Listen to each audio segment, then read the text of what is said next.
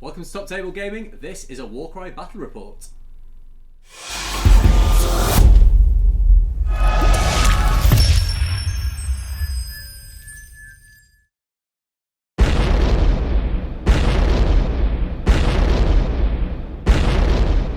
Hey guys, I'm Top Table Steve. And I'm Top Table Ben. And welcome to another Warcry Battle Report. This time it's myself pitted against Ben. Is this our first one together on This is camera? the first one together. Oh, this is the first time we played. This is the first time we played. Oh, this will be interesting. Remember guys, if it's your first time here, check out all the links below. Make sure you click subscribe and also click the little bell so that you get notified when the new videos are released. So we're here for another Warcry Battle Report. We're still going to be using the stuff from the start set, so the Iron Golems and the Untamed Beasts. Untamed Beasts, yeah. Because the new warbands aren't out just yet, so we're still waiting for them to be this weekend. Can't wait for Christmas. It is, isn't it? Sideboards are out this weekend, so we're super excited for that, to get something new on the table. But just for now, we are going to be playing with the two factions that come in the starter set. Okay, so let's go and have a look at the cards that we've drawn for this battle. So in this battle we will be playing No Mercy. A player wins the battle as soon as half or more of their opponent's fighters have been taken down. At the end of the fourth battle round and each subsequent battle round, any fighters within 4 inches of the battlefield edge immediately count as being taken down. The twist card we drew was No Respite, so fighters cannot use the Respite ability in this battle. And the deployment card is First Blood, and as we can see we are setting up our daggers towards the centre, 8 inches either side, and then in round 2 the rest of our warriors come on opposite board corners. Okay, so as you can see we have deployed as per the card instruction. Our daggers have deployed 8 inches from the centre of the board. Our shields come on round 2 and our hammers come on round 3. So without further ado, we'll get straight into turn 1 initiative. So Iron Golems going first. I've got a double 1 and 4 singles. Okay, so at the moment Ben is in a strong position for initiative. Let's roll for the Untamed Beasts. So I have 2 doubles, a double 3, a double 4 and 2 singles. So I'm going to add another 5 wild dice to make my 5 a double. Okay, so you now a double 5 also. So my wild dice I am not going to use this turn. So my Iron Legionary is going to use both his actions to move. And that's his activation over. Okay, so I'm going to activate my Prey Taker with the sword first. And his first action will be a move action. And with his second action, it will also be a move action. And that's the end of that activation. We'll now move on to Ben's next. Next up, I'm going to be activating my Ogre Breacher, and he's going to be using both his activations to move. And with that, his activation is over. Okay, next activation, I will activate my second Prey Taker, and I am going to do a move activation again, so I'll do that and then come back. And that is the end of my activation. We'll move on to Ben. And last but not least, my last Iron Legionary is going to be using both his activations to move. And with that, his activation is over. Yeah. Okay, so I'm going to activate my Plains Runner, and he is going to do the move action first. So the move action gets him to within 1 inch of the Iron Golem with the shield. I am now going to use my double 4 to activate the ability Onslaught. Add 1 to the attacks characteristics of attack actions made by this fighter until the end of their activation. So I'll get an extra attack dice, and obviously for the next action it will be an attack action. So 4 dice, strength 3, needing 5s. Let's see what he can do. And that is nothing at all. And that is the end of turn 1. Okay, so that was turn 1. Bit of a cagey start, not much happened really. No, not much at all. No damage caused to anybody. No, we kind of forgot that we had them doubles. We did. To help with manoeuvrability, but you know, this is the game. The Ogre Breacher being the first to come on is scary for me, so I kind of try to stay away, but then in the end I thought I may as well try and get a cheeky wound on one of your warriors, which makes sense. Didn't happen, by the way. But yeah, turn 2 is going to be interesting. Let's get into it first. Okay, so turn 2 initiative, and the Untamed Beasts are going to roll first this time. Let's see what we can get. and I get 3 sets of doubles. Interesting. Okay, with the Iron Golems, let's see what I get. So I've got 2 doubles and 2 singles. Okay, so I am going to use my wild dice to make my 6 a triple. Okay, so I have 2 wild dice this turn because I didn't use my wild dice on turn 1. And I have a choice. I can either equal Ben's singles and put it to a roll off, which is risky. I think what I'm going to do is I'm going to add 1 to my double 5 to make that a trip 5, and I'm going to add 1 to my double 3 to make that a triple 3. Done. Okay, so as we remove the markers from turn 1, we can see that on the north and south board edges our hammer warbands have arrived. So Ben does have initiative, so he'll be going first. Let's see what he does. So first activation, I am going to be using my 666 to activate the living battering ram for the Ogre Breacher. The Ogre Breacher has moved into the Plains Runner, and now he does 6 damage for the living battering ram rule. So I take 6, which means I've got 2 left. Now I'm going to roll 2 dice for the Ogre Breacher. I'm needing a minimum of 3 on both of these because the Plains Runner is down to 2 wounds. See what I get. So that is 2 hits. That equates to 8. So he dies. 8 damage, so he is out of there.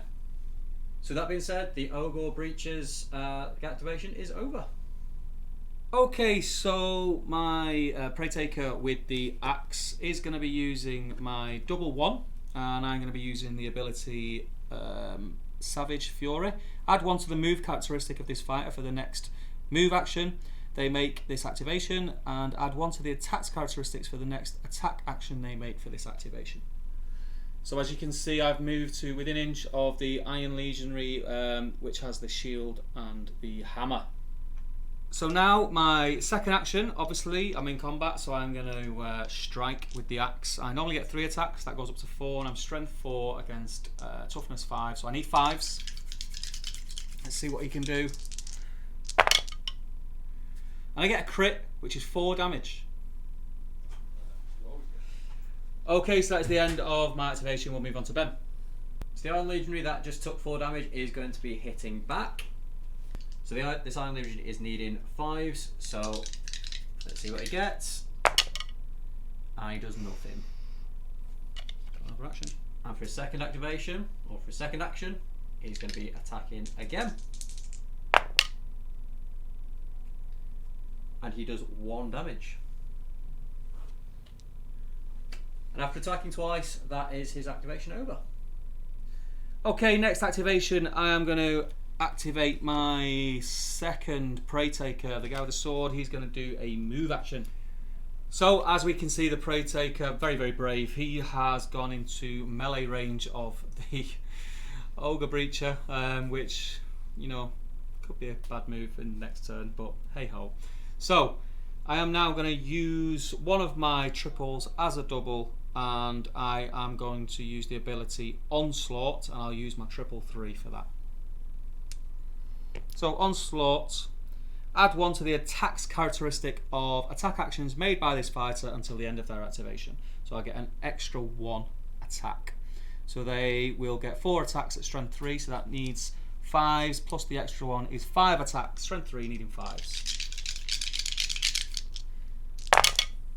Oof, that's 2 normal, which is 4 plus 2 crits. That is 12. And that is the end of that very, very brave soldier's activation. We'll move on to Ben. Next up is my second Iron Legionary. He is going to throw bolus using my my double 2. So roll 2 dice. Need 4, 5, or 6 here. Oh! So that has done 4 damage to him. 4 damage. He's going to use his first activation to move into combat, and he is going to use his second activation to attack you. So he has got 2 dice. See what he gets. It's a crit. Oh, he's done 3 damage. Oof. And with that, his activation is over. Okay, my next activation, I will be activating my Rock Tusk Prowler, and he's going to do a move action for his first action. And that is his first move, and as he can see that there is major danger there in the centre of that Ogre Breacher, killing half of my force on his own. He's going to use his second move activation to get to within melee range of the Ogre Breacher. And that is the end of the Rock Tusk Prowler's activation. We'll now move over to Ben. My Dominar's feeling a little bit left out, so he is going to be up next, and he's going to use both of his activations to move towards this melee going on over here. He's ready for the next move, and with that, his activation's done. Okay, so next activation is going to be the Beast Speaker, and she is going to use her first action to move. Okay, so before her second action, she is going to use my 555, but we're going to use it as a double, and we're going to use the ability Beastmaster. Pick a visible, friendly fighter with the Beast rune mark within 4 inches of the fighter. That fighter makes a bonus attack action. So that will be the Rock Tusk Prowler, and he's going to attack the Ogre Breacher. So we'll do that now. Okay, so Rock Tusk Prowler still needs 5s. We've got 4 dice against the Ogre Breacher. Oof, it's a hit and a crit, which is 7 damage. Okay, and for her second action, she will do the move action. And that is the end of her activation. We'll move on to Ben's next activation. So the Arbiter is my last guy to move, and he's going to use both his activations to move. And that's him done. Okay, so my last activation of this turn is my final Plains Runner, and he's going to move, so I'll do that action now and come back. So that's the end of my activation, and what we'll do, we'll clear all the tokens and come back.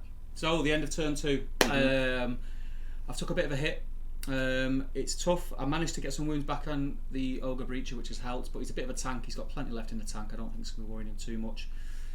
After this turn, that kind of enclosing bubble starts to happen where anyone 4 inches to the board edge is taken off the board. Yeah. So it's going to get interesting now. We're getting pressed towards the centre of the board, and we haven't got much choice but to have a scrap. No. And these guys that are coming on, they need to move up, because if they don't, they're going to be out of it next turn, aren't they? Yeah, definitely. So should we get back into it? Let's do it.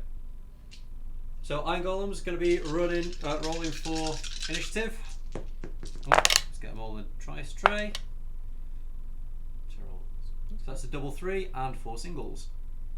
Okay, so let's see what the Untamed Beast can do. At the minute, Ben is looking in a strong position to get initiative, which I would have liked.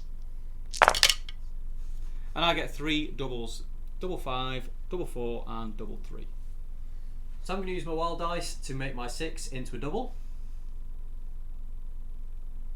Okay, so I'm going to use my wild dice, and I'm going to make my double 5 a triple 5. And we will move on to Ben's first move of this turn, and I think this is going to sting. So after a bit of deliberation, the Ogre Breacher is going to go and put 2 attacks into the Prey Taker. So let's see what he gets. So that's 2 hits, so he's done 8 damage. And for his second activation, he's going to attack the same dude again, see what he gets. And he does another 4 damage. So that is Prey Taker out of there. And with that, the Ogre Breacher is done for this turn. Okay, so I'm going to activate the first Fang. He is going to use Move for his first action. Okay, so before I use my second action, I'm going to use my 555. And I'm going to use the ability Harpoon Snag. This fighter makes a bonus attack action. After the attack action, the fighter targeted by the attack action makes a bonus move action directly towards this fighter, as if they were jumping. A number of inches equal to the value of this ability, which is 5. So basically I get to strike using the harpoon, and I get him pulling towards me by 5 inches. Okay, so let's do the attack, which will be 2 dice at strength 4. So needing 4s. And there's no wounds, but he does move towards me 5 inches. And now I will do my second official action. And he will use his harpoon again to strike. So it's 2 dice, needing 4s. Here we go. And he gets a crit, which is 5 damage. And that's the end of my activation. We'll move over to Ben. My Iron Legionary, this little fella over here, is going to put both of his actions into attacking the, or his first action at least, into attacking the Prey Taker. See what he gets. That's going to be a hit. He does 1 damage. Ooh, down to 1. Second action. Second action, going to attack him again. Yeah. Oh, and that's another one, and that Prey Taker is out of there. And with that successful turn, that he is done. So I'm going to activate the Rocktusk Prowler, and before I do anything, I'm going to use my double 3 and activate the ability of Onslaught, which adds 1 to the attack's characteristics of attack actions made by this fighter until the end of activation. So the first official action is going to be a combat against the Ogre Breacher with the extra dice. It still need 5s. And that is 1 crit, which is 5 damage. So I'm going to do the exact same attack using my second action, and I still get the +1. Here we go. And that is a hit and a crit, which equates to 7. The Ogre's only got 6 left, so he is out of there. Fantastic news. And that is the end of the Rocktusk Prowler's activation, and again, he's proving to be my MVP of this game, regardless of the outcome, which doesn't look rosy for me. So next up is my little brave Iron Legionary, and he's going to be using his first activation to move into combat with the Plains Runner. So I'm going to spend my double 3 on Onslaught, which adds 1 to the attack characteristics of attack actions made by this fighter until the end of this activation. And he's going to use his second activation to put attacks into Plains Runner. Yep. I'm looking for 6s here, ideally. Yeah. Greedy. I am toughness 3. Strength 3. So 4s. So I only do 1 damage to him. And with that disappointing activation, he is done. Okay, so my Heart Eater is going to activate this turn, and his first action will be a move action. And he ends his move action within melee range of Ben's leader. So before I use my second action, I'm going to use my last double, my double 4, and again I'm going to use an Onslaught to add a dice to my attacks pool. So I now get 5 dice, strength 4 against toughness. It's toughness 4. So needing 4s. Oh, 2 hits and 2 crits, which is 14 damage. Down to 1 wound left. Okay, so that was very successful for my leader. Ben's leader is in trouble. We will move on to Ben's next activation. So we've got some more leader on leader action. The Dominar is going to take some strikes back against your leader. I am going to activate Onslaught, which adds 1 to the attack characteristics of attacks actions made by this fighter until the end of their activation. So I'm going to spend my double 6 to do that. And he has 3 attacks normally, so that goes up to 4.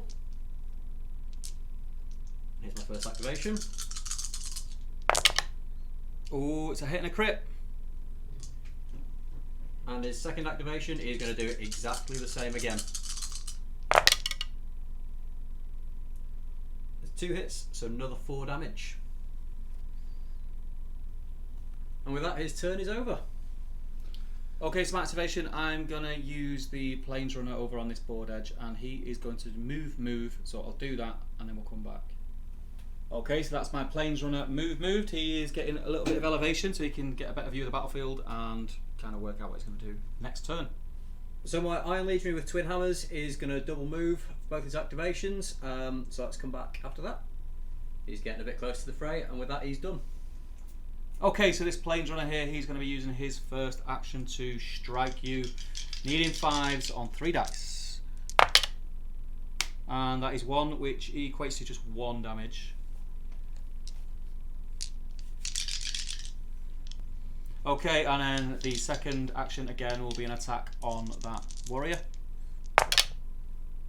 And it's a crit, which equates to 3 damage. And that is the end of that Plains Runner's activation. We'll move over to Ben. The Armator's up next, and he's going to use both of his actions to move. And with that, he is done. Okay, so my final activation of this turn is going to be my Beast Speaker, and she's in whipping range of the twin hammered warrior down there. So that is what she's going to do with her first activation. Okay, so needing 4s with 4 dice. And that is 3 damage. And then straight into the second action. There's another 2 damage. And that is me all activated, so it's down to Ben's last 2. First up is the Signifier, and he is going to use both of his actions to move. And with that, the Signifier is done. Okay, up next is my Drill Master, and he's going to use both of his moves to, or both of his activations to move. And that is the Drill Master done. So, there's quite a lot of damage being done this turn to both of us. I've lost my Ogre Breacher, you've lost a couple of dudes, you're slightly behind on numbers. You've killed 3, Yep. and 3 fairly decent guys in that 3. They're alright, yeah. So I'm up against it this turn. I do have a lot of work to do. Got a few activations, so let's see how we get on. Let's do it. So going into turn 3, the Iron Golems are going to run for roll for initiative. So I got a double 6, a double 2, and 2 singles. Okay, so the Untamed Beasts are now rolling. Priority here, or initiative should I say, would be very handy for me. 1 double and 4 singles. Okay, so with my wild dice, I am going to add it to one of my singles, which is a single 5, and make that a double 5. And I still have 3 singles. I'm going to spend my wild dice and make my 5 into a double. Okay. So okay, so my first activation, I will be activating my leader, who is the Heart Eater, and he is in combat range of your leader, who is down to 1 damage. So I'm going to strike him with 4 dice. 1 4. We'll take him out. Let's see what we get. And it's a crit and 2 hits, which altogether would equate to 9 damage. He's out of there. He's out. Way out of there. That's 2 of mine down. 2 big ones. Okay, so before my second action, I'll be using my double 4 to activate the ability of All Out Attack. A fighter can use this ability only if an enemy fighter has been taken down by an attack made by this activation, which he has. The fighter makes a bonus move action or a bonus attack action. So I'm going to take the bonus move action. So now for my second official action, I am going to strike this dwarf in the face. And his toughness is? He's toughness 4. Okay, so it's 4s. Come on, lad. It's 2 hits, 2 crits. It's 14 damage. He's out of there. What a hero he is. Okay, so that is the end of my activation. We'll move over to Ben. So this very brave Lion Legionary is going to charge in on your Roctus Prowler. Roctus Prowler. And now that he is in, he is going to attack him.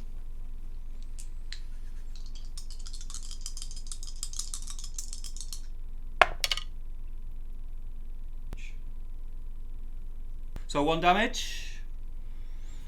And with that done, he is done. Right, okay, so next activation for me is going to be the Roctus Prowler. Simply because my hard hitters are the ones that are doing well for me. So he is going to strike back where that attack just came from. So he has 4 attacks. You are toughness? I am toughness 5. 5, so needing 5s. Here we go. Oh, get it in the tray. 2 crits, which is 10 damage. So he is out of there. And with his second activation after that very successful first action, the Roctus Prowler will move. Okay, so that's the Roxas Prowler moved, and he has put himself in harm's way against this warrior. Okay, so we have tallied up the wounded, the dead, the lost, and we have realised that there is a winner in this game. So we'll get in front of the camera and we'll give you a bit of a rundown. Okay, guys, we kind of just realised that on Ben's half, you know, the victory condition is to kill half your opponent, and I did kill 4 of the Iron Golems, which really I had no right in doing the way that I did, but I'm not complaining. So the Untamed Beast take the victory again. Yet again. That was pure. All my dice rolling is on camera because I've only ever played games on. No, barring one. I don't like blaming dice for any game, but you roll an amazing number of crits. I thank you. It's all the skill, isn't it? If anybody wants to buy some white top table gaming dice, they're £79 each. Yeah. Guaranteed to win your games. But no, like there were points there where I thought I definitely had it. Even into that last turn, it was getting very close. You know, you'd taken down 3 of my dudes. I thought still there is a good chance of me doing some damage here. I thought I could maybe claw it back a little bit. I still had some sort of 3 really tough fighters over on this side. I thought if I could get them in, I could do some damage. I still had 3 doubles over there to be using. Yeah. But it's the way the dice roll. This game, especially, I've not played as the Iron Golems. I've always used the Untamed Beast just because I chose them originally before we've even seen the rules for the fur underpants the way they look. I really like the aesthetic, but the synergy between some of these characters is insane. You know, the harpoon. The harpoon is amazing, but for me is kind of just a little bit of a bonus. It's the fact that I can make other characters either go before you again or get a secondary attack free, for free.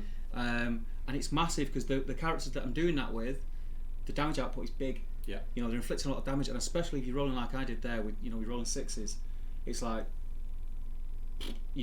it's killing big things. It is. It is in very few turns.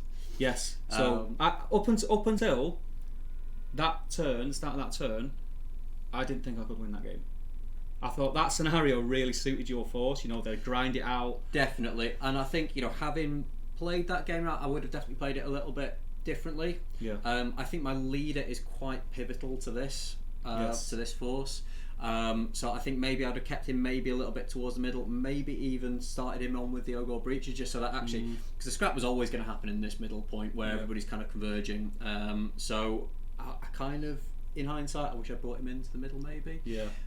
But that's hindsight. Hindsight is a beautiful thing. And in this game, you make mistakes quite easily because it's quite tense. You're thinking of a lot of things, and you kind of realise. I said this to Jay earlier. As soon as you've made a mistake, you realise it straight away. And it's like, no, what have I done? But no, it was great. It was a good game. It was exciting right till the end. Let us know if you guys have played this scenario. If you guys have played the Untamed Beast, how are you finding them? Because I'm finding that they are pretty solid. Pretty solid. So the Cypher Lords come out this weekend. Yeah, that's going to be good. I can't wait for the bird dudes. Yeah, Crows. Corvus Cabal. Yeah, Crows as I've renamed them. But yeah, that is it. If you want to check out the links below, you can check out our Facebook group. It's a really good group. Get on it. Instagram, Twitter. Check out the Patreon because that really, really helps us. And there is some good bonuses for you guys who are one of our patrons. You'd have to click it and read all about that. But yeah, check out all our links. And don't forget, the Legacy Weekender is coming up in October. You can still get a ticket. I have a very, very strong feeling that this game might be there. I think it will feature quite heavily. Yes, so check that out as well. The link will be below. I've been Top Table Steve. And I've been Top Table Ben. I'm very happy. I will see you later. See you later, guys.